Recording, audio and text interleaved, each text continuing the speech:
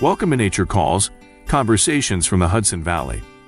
Our team's goal is to present science-based information about gardening and all things nature in New York's Hudson Valley. Hosts Jean and Tim, along with team members Teresa, Linda, and Annie, are master gardener volunteers for New York's Columbia and Greene counties. So if you're interested in gardening or nature, or nuggets of information about what's happening outside your door, settle in. Enjoy the conversation. Whatever the season, we have something to say.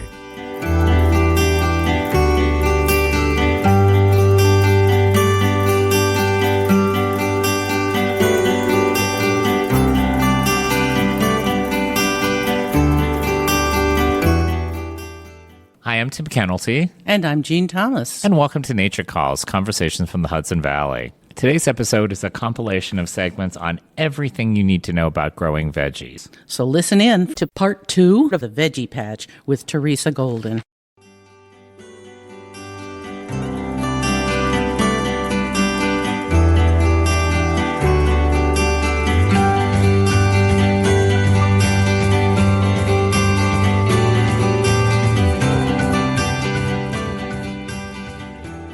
Welcome back to the Veggie Patch. My name is Teresa Golden, a Master Gardener Volunteer, and today let's talk about legumes. Legumes are grown agriculturally, primarily for human consumption, but also for livestock forage and as a cover crop to replenish nutrients in depleted soils. Well-known legumes include beans, soybeans, peas, chickpeas, peanuts, lentils, mesquite, carob, alfalfa, and clover. Beans are one of the easiest vegetables to grow. They can tolerate a fairly wide range of soils, so they can be grown in most home gardens.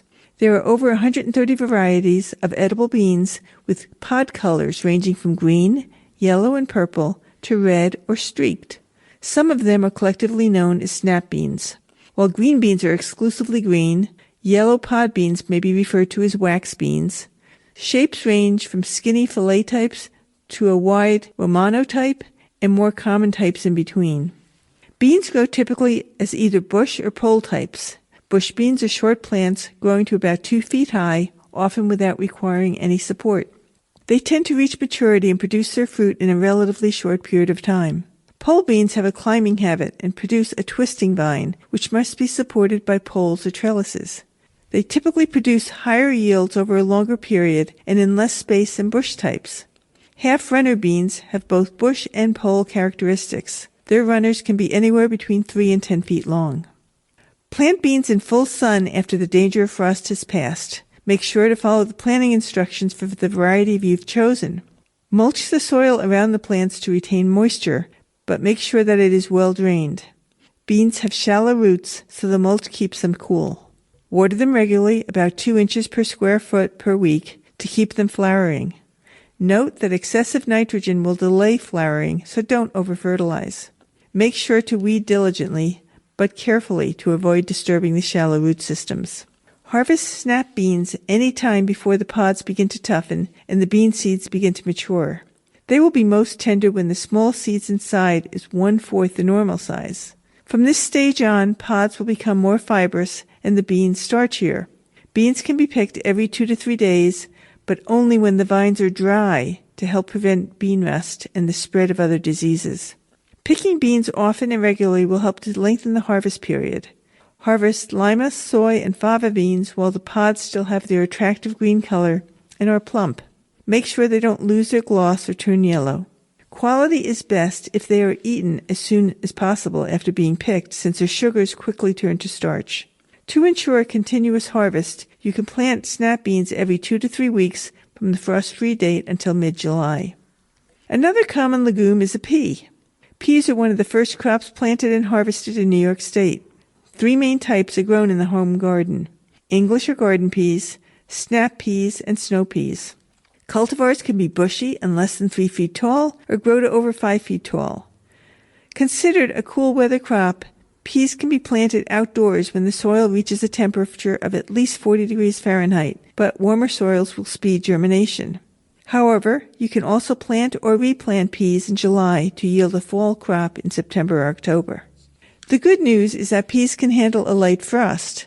For the best yield, plant seeds 1 to 3 inches apart, in soil with a pH of 6.0 to 7.5 that is well drained.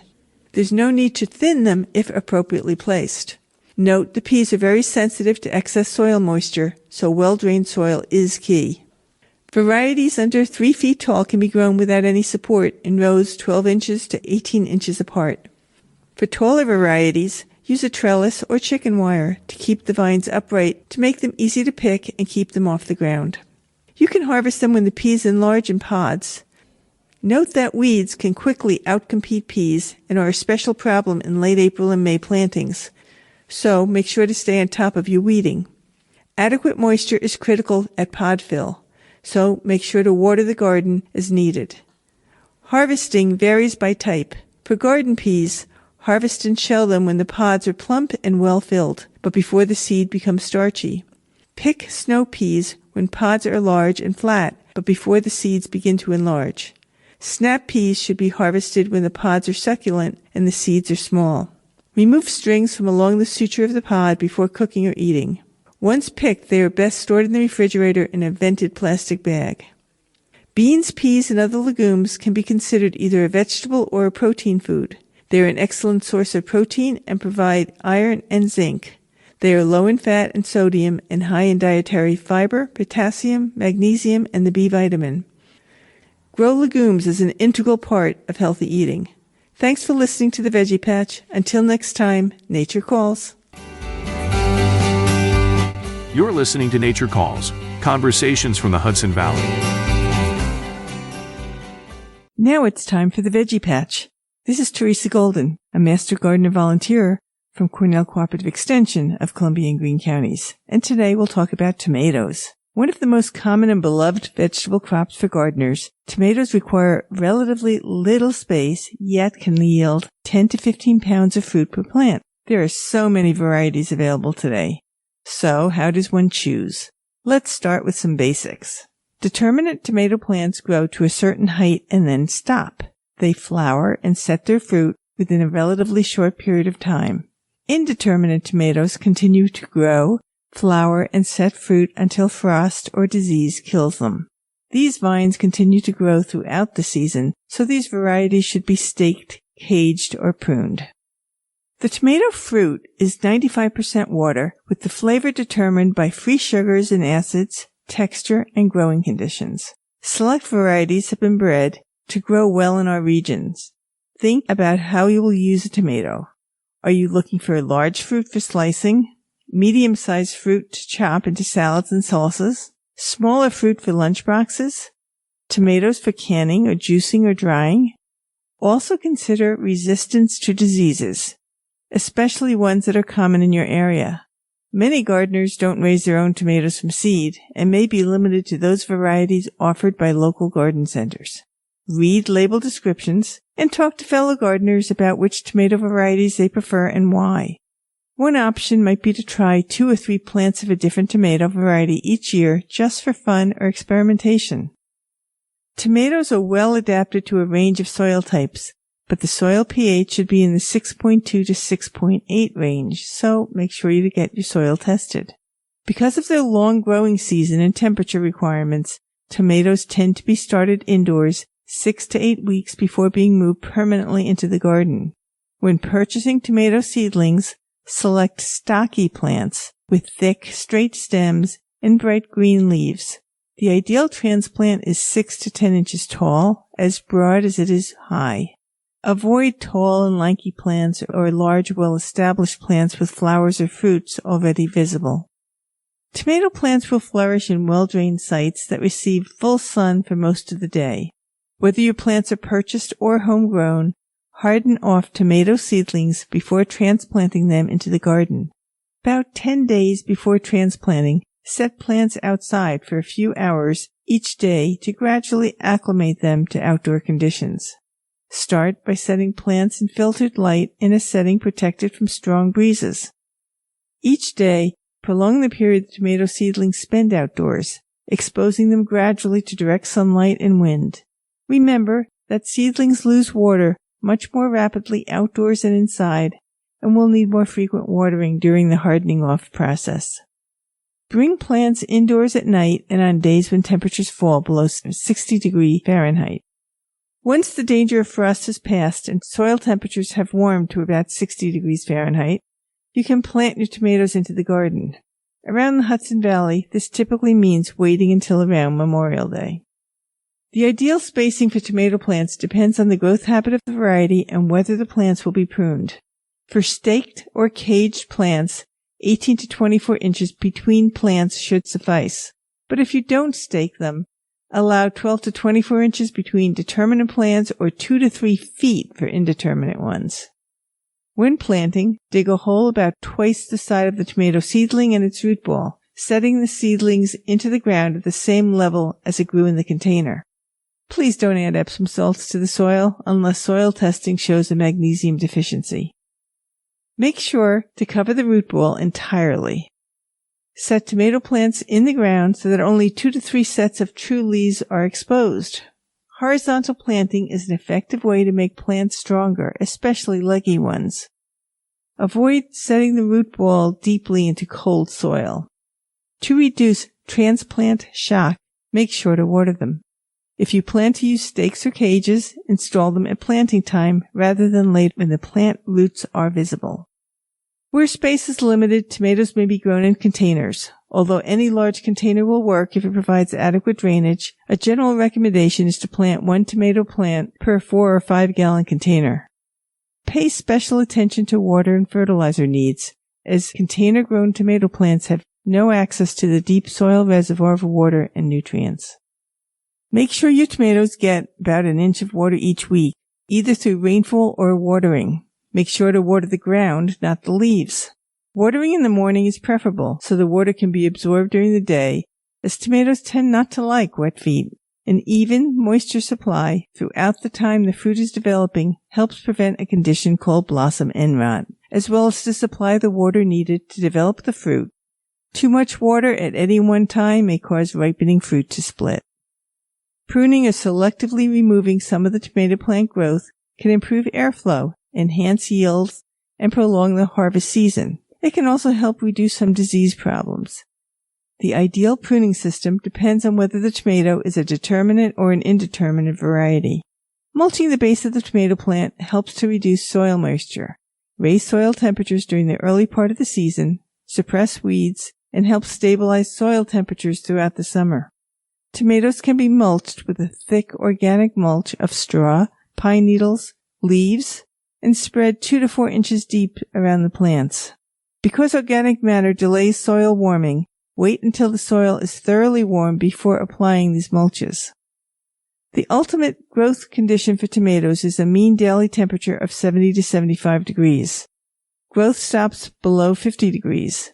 Flowers and fruit may drop when day temperatures exceed 90 degrees and night temperatures are greater than 75. Some gardeners use high tunnels to keep the plants under cover and thus keep the leaves dry, which reduces diseases that are very common problems, such as early blight and septoria leaf spot. Growing tomatoes under cover can also increase crop yields and quality while allowing you to work in the crop in inclement weather. Common insect pests on tomatoes include Colorado potato beetle, potato aphids, and stink bugs. Colorado potato beetle adults and larvae feed on leaves, stems, and fruit. Using floating row covers can help protect new transplants from this insect during their first 2 or 3 weeks of growth. Cutworms are soil-dwelling caterpillars that feed on stems at or just below the soil level, essentially cutting off the transplants at the base. If this is a problem in your garden, this damage can be prevented using a protective collar around each newly set transplant. Potato aphids cause damage by sucking plant juices and excreting a sticky honeydew, resulting in blemishes or cloudy spots on the surface of tomatoes and shallow corky areas in the flesh. Hornworms are a very large green caterpillar that blend in with plants and feed on the foliage, sometimes the fruit of the tomatoes. They can be easily managed by hand removal. Anthracnose, septoria leaf spot, early blight, and late blight are all fungal diseases of tomatoes. The fungi that cause septoria leaf spot and early blight overwinter on plant debris in the soil. Both are common causes of spots on tomato leaves, with symptoms usually beginning on the lower leaves.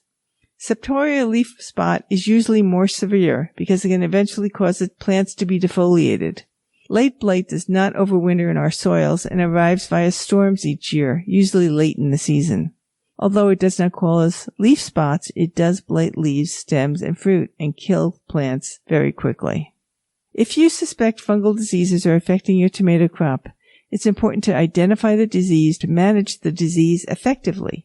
Your local cooperative extension office can help to identify problems, rotating your crops, providing good air circulation, removing fallen leaves and fruit debris, mulching, and properly cleaning garden tools and supports can help to minimize these diseases.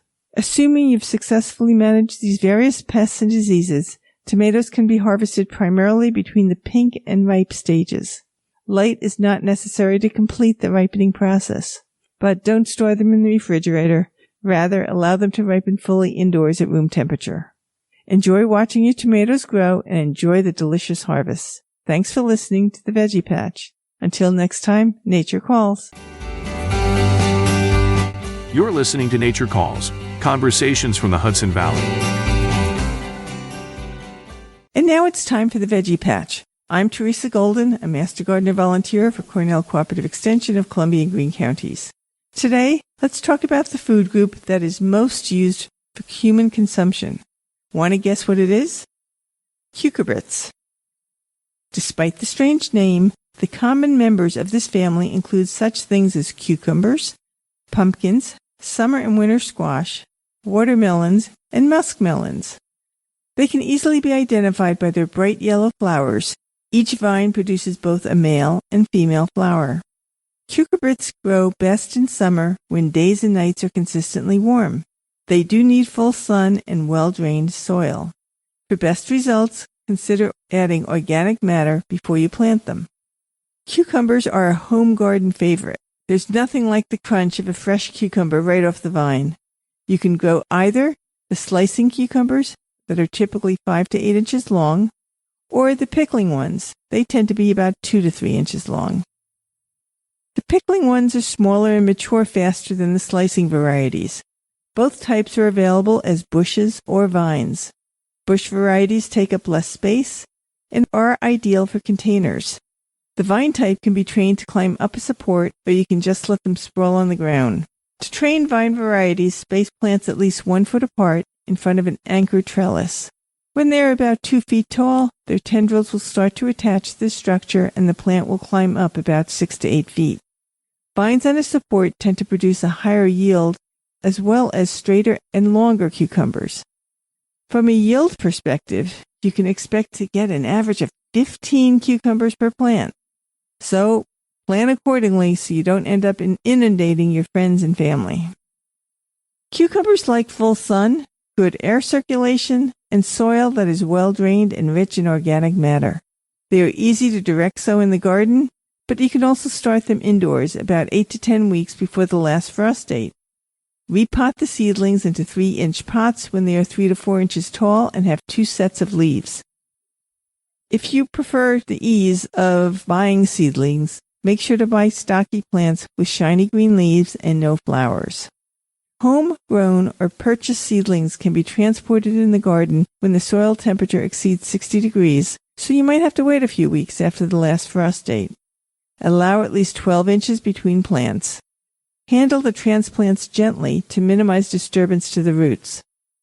It does help to spread a 3 to 5 inch layer of mulch under a 6-inch tall seedling to help with weed control and water retention. Make sure to always keep the soil moist, but avoid working with the vines when the leaves are wet. You're better off waiting until the morning dew or rain has evaporated to prevent the spread of diseases. Harvest the fruit regularly to keep the plant producing. If ripe fruit is left on the plant too long, it signals to the plant to stop producing new flowers and thus new cucumbers. A poor yield is usually due to a lack of water or too little fertilizer. Bitterness in cucumbers can be caused by high temperatures or drought or by picking overripe fruit. Cucumber beetles are a common pest. They are striped or spotted, greenish-yellow insects that feed on young leaves. Covering plants with row covers and using mulch can help to deter them from breeding. Squash, another member of the cucurbit family, is also one of the most bountiful vegetables you can grow. It can be found in multiple varieties and shapes. Examples include zucchini and pumpkin, as well as yellow, acorn, spaghetti, or butternut squashes, among others. Summer and winter varieties have different characteristics. Planting and growing requirements, however, are similar except for the time to maturity. Summer squash is native to North America, where it was planted by Native Americans as a companion to corn and beans in a trio known as the Three Sisters. Each plant in the trio benefited each other. The corn provided support for climbing beans, while the beans fixed nitrogen in the soil, and the large bushy leaves of the squash acted as a living mulch, cooling the soil and helping it to retain moisture. The prickly squash leaves also help to deter unwanted garden pests such as raccoons, deer, and rabbits. If you're interested in growing the Three Sisters, bush type of summer squash are preferable as opposed to the vining and sprawling types. Summer squash typically requires 50 to 65 frost-free days to mature. They are harvested when the rinds are soft and edible, and when the fruit is, quote, immature. They can be eaten raw or cooked. By contrast, winter squash takes 60 to 100 days to mature, and it's harvested when the rinds are hard and thick. As a result, they have a longer storage life. They also tend to be drier and more fibrous than summer squashes and must be cooked. Like cucumbers, both summer and winter squash grow best once air temperature averages 65 degrees. Squash seeds can be sown directly in the ground at least a week after your last frost date, or you can purchase seedlings or consider starting them indoors. This should be done 2 weeks to a month before your last spring frost. Transplants are often planted on slight mounds or hills, sow 2 to 3 seeds per hill, 3 to 4 inches deep, and placed 4 to 6 feet apart. Squash requires regular and even watering. Keep the soil moist, but avoid watering the leaves. Squash blossoms are edible, so feel free to pick the first blossoms that appear. Remove the inner parts and use the petals to add color to appetizers or salads. Harvesting the first flowers doesn't hurt the plant production at all, because the early flowers bear pollen and no fruit. These veggies grow quickly in warm weather, so check your garden regularly, as you could be picking them 2 to 3 times a week. Plenty to eat, freeze, and give away to neighbors.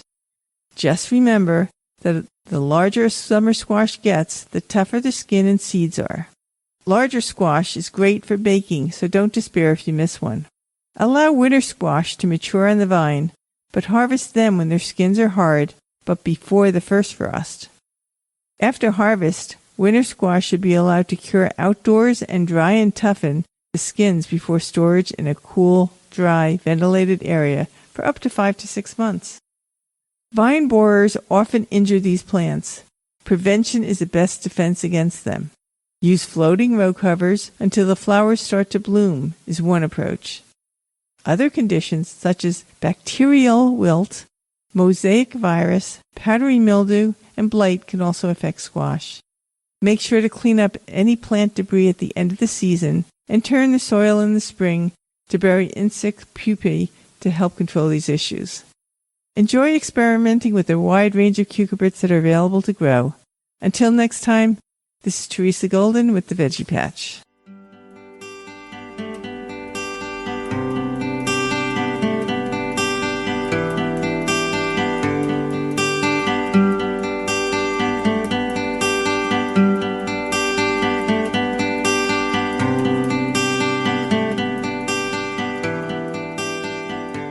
That concludes another episode of Nature Calls, Conversations from the Hudson Valley. We would like to thank Sandra Powers and Devin Connolly from Cornell Cooperative Extension of Columbia and Greene Counties for production support. And a special thank you to our listeners for joining us on this episode of Nature Calls, Conversations from the Hudson Valley. You can find links to any of the topics mentioned in this episode at our website at ccecolumbiagreen.org. Comments and suggestions for future topics may be directed to us at columbiagreenmgb@cornell.edu or on the CCE Master Gardener Volunteers of Columbia and Greene Counties Facebook page. For more information about Cornell Cooperative Extension of Columbia and Greene Counties, visit our website at ccecolumbiagreen.org or visit us in Hudson or in Acre. Cornell Cooperative Extension provides equal programming and employment opportunities.